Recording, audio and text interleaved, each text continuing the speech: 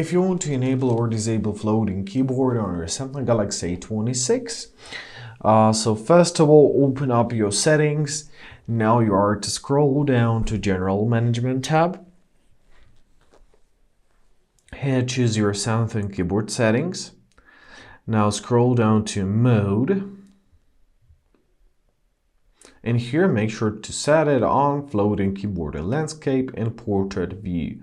Now if you're gonna summon your keyboard, as you see, you can set up a transparency and decide about the keyboard size. So you can hold it, drag it whenever you want, and that's how it works.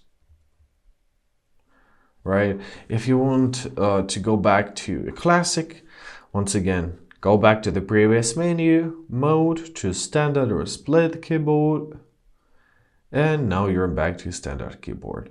And I hope this video was helpful. Thank you so much for watching. Have a great day and please consider subscribing to our channel.